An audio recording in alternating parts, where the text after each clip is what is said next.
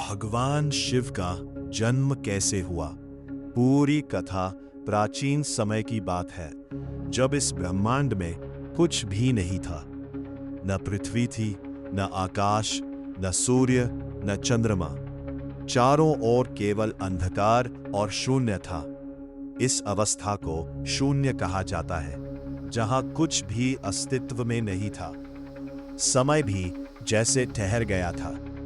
लेकिन इस असीम शून्य के भीतर एक अद्भुत ऊर्जा छिपी हुई थी। यह ऊर्जा इतनी शक्तिशाली थी कि इससे पूरे ब्रह्मांड का निर्माण हो सकता था। धीरे धीरे यह ऊर्जा जागृत होने लगी। इस ऊर्जा को ही परम शक्ति कहा गया।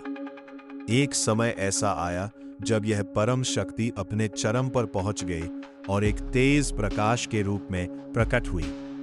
यह प्रकाश इतना तेज था कि कोई भी उसे देख नहीं सकता था। इसी प्रकाश से एक दिव्य पुरुष प्रकट हुए, जिनका स्वरूप अद्भुत और रहस्यमय था।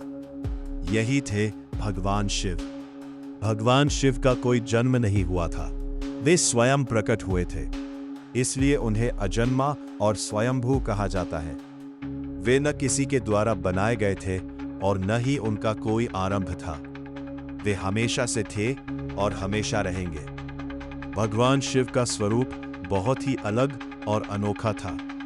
उनके शरीर पर भस्म लगी रहती थी। उनके सिर पर जटाएं थीं, जिनसे गंगा बहती थी।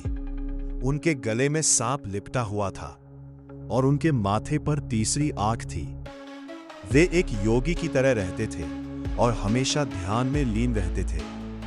जब भगवान शिव प्रकट हुए, तब उन्होंने सृष्टि की रचना के बारे में सोचा। उन्होंने अपने भीतर से दो शक्तियों को उत्पन्न किया। पहली शक्ति से ब्रह्मा जी प्रकट हुए, जिन्हें सृष्टि का रचयिता बनाया गया। दूसरी शक्ति से विष्णु जी प्रकट हुए, जिन्हें सृष्टि का पालन करने का कार्य दिया गया। ब्रह्मा जी ने सृष्टि की रचना शुरू की। उन्होंने पृथ्वी, आकाश, जल, अग्नि और वायु का निर्माण किया। उन्होंने जीव जंतुओं और मनुष्यों को भी बनाया। दूसरी ओर विष्णु जी ने इस सृष्टि का पालन करना शुरू किया और उसे संतुलित बनाए रखा। समय बीतता गया और सृष्टि का विस्तार होता गया। लेकिन एक समय ऐसा आया जब ब्रह्मा जी और विष्णु जी के बीच यह विवाद हो गया कि उनमें से सबसे बड़ा कौन है। दोनों ही अपने अपने आप को श्रेष्ठ मानने लगे। उनका यह विवाद इतना बढ़ गया कि पूरे ब्रह्मांड में असंतुलन उत्पन्न होने लगा। तभी अचानक उनके बीच एक विशाल अग्नि स्तंभ प्रकट हुआ। यह स्तंभ इतना विशाल और अनंत था कि उसका न कोई आदि दिखाई देता था और ना ही अंत। यह अग्नि स्तंभ वास्तव में भगवान शिव का ही रूप था। लेकिन उस समय ब्रह्मा और विष्णु इसे पहचान नहीं पाए। ब्रह्मा जी ने कहा कि वे इस स्तंभ के ऊपरी सिरे को ढूंढेंगे। वे हंस का रूप धारण करके ऊपर की ओर उड़ने लगे। दूसरी ओर विष्णु जी ने वराह, सुअर का रूप धारण किया और नीचे की ओर जाने लगे ताकि वे इसका अंत खोज सके। दोनों ने बहुत प्रयास किया। ब्रह्मा जी ऊपर की ओर अनंत समय तक उड़ते रहे, लेकिन उन्हें कोई अंत नहीं मिला। विष्णु जी भी नीचे की ओर जाते रहे, लेकिन उन्हें भी कोई सीमा नहीं दिखाई दी। अंत में दोनों थककर वापस लौट आए। तब उन्हें समझ आया कि यह स्तंभ कोई साधारण चीज नहीं है, बल्कि यह अनंत शक्ति का प्रतीक है। तभी उस अग्नि स्तंभ से भगवान शिव प्रकट हुए। उन्होंने ब्रह्मा और विष्णु को समझाया कि वे ही इस ब्रह्मांड की सर्वोच्च शक्ति हैं और वे ही सृष्टि के मूल हैं। ब्रह्मा और विष्णु ने भगवान शिव को प्रणाम किया और अपनी गलती के लिए क्षमा मांगी। तब से भगवान शिव को सबसे महान और सर्वोच्च माना जाने लगा। भगवान शिव का जीवन बहुत ही सरल और तपस्वी था। वे कैलाश पर्वत पर निवास करते हैं और गहरी साधना में लीन रहते हैं। उन्हें भौतिक सुख सुविधाओं की कोई इच्छा नहीं होती। वे सादगी और त्याग का प्रतीक है। भगवान शिव का विवाह माता पार्वती से हुआ। पार्वती जी ने भगवान शिव को पति के रूप में पाने के लिए कठोर तपस्या की थी। अंततः उनकी भक्ति से प्रसन्न होकर भगवान शिव ने उनसे विवाह किया। भगवान शिव और माता पार्वती के 2 पुत्र हुए, गणेश जी और कार्तिकेय जी। गणेश जी को बुद्धि और विघ्नों को दूर करने वाला देवता माना जाता है, जबकि कार्तिकेय जी युद्ध के देवता है।